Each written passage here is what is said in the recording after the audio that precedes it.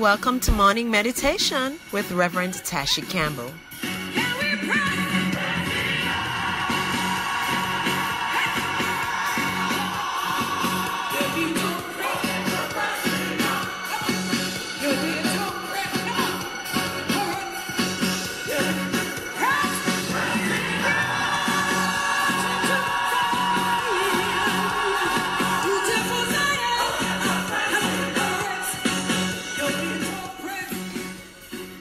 Have you ever felt like you were being opposed, blocked by something? Perhaps you never usually completed anything that you started because something always comes up to stand in your way, to derail you, to overwhelm you, to block you. In this morning's meditation, I invite us to reflect on opposition and blockages. And I will be reading parts of Nehemiah chapter 4 as we reflect on this very important concept in the life of the Christian and even in the lives of non-Christians. The fact is that opposition and blockages can be physical, they can be emotional, they can be social, and especially spiritual. Sometimes the opposition we feel can be so burdensome.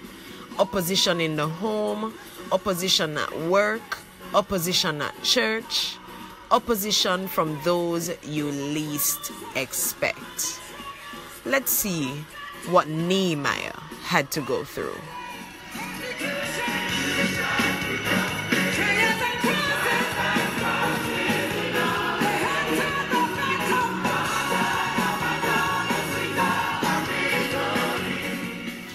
So this is Nehemiah chapter 4, and by the way, please forgive me for my voice. I am having a little throat episode, but I am constrained. I must give us the word this morning. When Sanballat heard that we were rebuilding the wall, he became angry and was greatly incensed. He ridiculed the Jews, and in the presence of his associates and the army of Samaria, he said, "What are those feeble Jews doing? Will they restore their wall? Will they offer sacrifices? Will they finish in a day? Can they bring the stones back to life from those heaps of rubble, burned as they are?" Tobiah, the Ammonite, who was at his side, said, "What are they building? Even a fox climbing up on it would break down their wall of stones." Now that there represents the first part of the opposition to Nehemiah's attempt to rebuild the wall. And Nehemiah is a very good book to read. I invite you to read it in your own time. But they were name-calling, they were attacking their character, their integrity, and their work, and wanting to become a distraction as well as a discouragement to them. But look at Nehemiah's response in verse 4. Right away, Nehemiah begins to pray. That the prayer was immediate, and it is marked by honesty and a sense of vulnerability. He says, "Hear us, our God, for we are despised. Turn their insults back on their own heads. Give them over as plunder in a land of captivity. Do not cover up their guilt or blot out their sins from your sight, for they have thrown insults in the face of the builders." So we rebuilt the wall till all of it reached half its height. So notice that in the midst of the opposition that was coming to Nehemiah and his workers, he prayed. Then he went back to the work. And he continued to build, and he built until it was halfway finished. And when they were halfway through, the opposition intensified. Very instructive for us. Intensified. If you look at verse 7, we see enemies, opposition all around. Sanballat, Tobiah, the Arabs, the Ammonites, the people of Ashdod. They were very angry. Now, even as they intensified their opposition, again, Nehemiah prayed and the work continued. And as we continue to read through the chapter, we realize that in the midst of the work, because anybody, and I will admit this up front, anyone who undergoes opposition in the way that Nehemiah did, from external forces coming at you, speaking things about you, attacking your character, undermining your work, and all of that, it can make anybody feel weary. It can wear you down. None of us are immune to this kind of attack or test. And yes, the people started to get weary as well. But what did Nehemiah do? Nehemiah didn't say, oh, stop, let us rest, maybe we cannot go on. No, instead, he regrouped, re-strategized, and reorganized the plan and the work so that the work could continue. Their weak areas could be protected. So they worked together as a team. And you know what? Sometimes when we come under opposition, we just need some backup. We need to have some people in our corner that will back us up in prayer, that will back us up, that will encourage us, that will be there for us. We need to have those people around us, you know. So the fact of the matter is, yes, we can, but Nehemiah reorganized, re-strategized, and continued the work, because he knew that God gave him the work to do, and the work must be completed. God is the one who called him to do this, and if he started it, it must be completed. Amen? Yes. So indeed, we see Sanballat, Tobiah, and all the others bringing opposition to Nehemiah. Similarly, if I could shift over a little, Daniel faced opposition as well.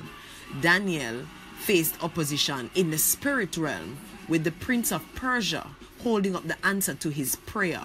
But did Daniel stop praying? No, Daniel was consistent. He continued to pray and he fasted for all of those days. Joseph was rejected by his brothers, forgotten in prison. Joseph as well would have faced several bouts of opposition, rejection, and blockages. But Joseph continued to be faithful to the God that he served. So what am I saying to us this morning in this morning's meditation?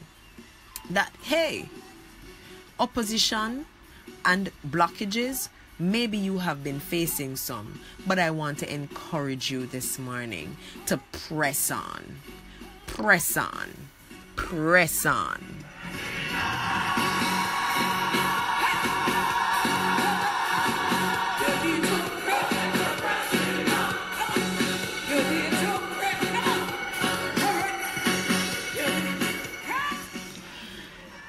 And as we conclude this morning's meditation, find out what God has to say in His Word about your particular situation. Then pray God's words over your situation. Pray God's words over your situation. Then determine, make up your mind, make a resolve, determine in your heart that no matter what, you will not stop until it's over. You will not stop praying. You will not stop giving your best. You will not stop living. No matter what, you will continue to persist until you are through. If you are studying and you come upon a financial roadblock, rather than give up, think about what are your alternatives. Don't just give up like that. What are your alternatives? What are your alternatives? Look at the alternatives. Are there other things that you could do? What could possibly work out to remove that roadblock? If you're studying and you feel too tired to keep up, to do assignments, rather than giving, ask yourself, how can I rearrange my time to complete the important tasks and get some rest? The fact is, my friends, that if we make up our minds to, when we put our hands to the plow, that we're gonna get the work done, that we're gonna do what God calls us to do, then nothing at all will stop us. What blockages have you come up against? Explore the alternatives. Trust God. Declare His word over your situation.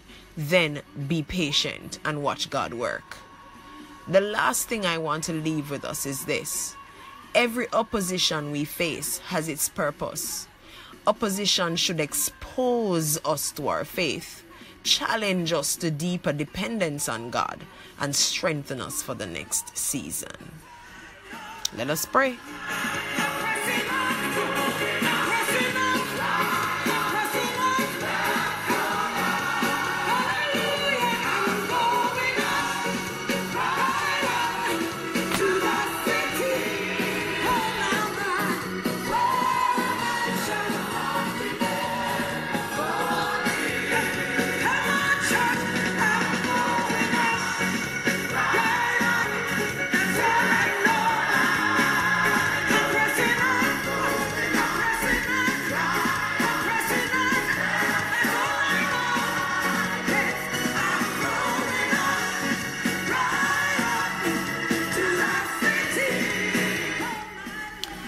Father, in the name of Jesus Christ, we come to you this morning. We are grateful for your word. And we thank you, Lord, that in you the victory is already ours. Lord God Almighty, speak your word to our hearts. And Lord, as we come confessing, Lord, that our response to the blockages and the oppositions that you have allowed in our lives has not always been the kind of response that pleased you. Forgive us, mighty God. And we just pray right now in the name of Jesus that you will strengthen us. You will open our eyes to see, Lord God, these challenges that we have, and help us to trust in you more, to depend on you more, to overcome these blockages and these. Lord, we put you up front and we pray in the name of Jesus that you will just make our path straight, that you will remove the opposition and the blockages. And Lord, as you are by our side, as you anoint us, I pray in the name of Jesus that we will not be overcome by our challenges. Instead, we will overcome them to accomplish your purpose, that which you have ordained for us to do. So Lord, we commit this time to you and we commit this day to you. We thank you, oh God, for your word. In Jesus' name we pray. Can you say amen? Amen. Have a great day.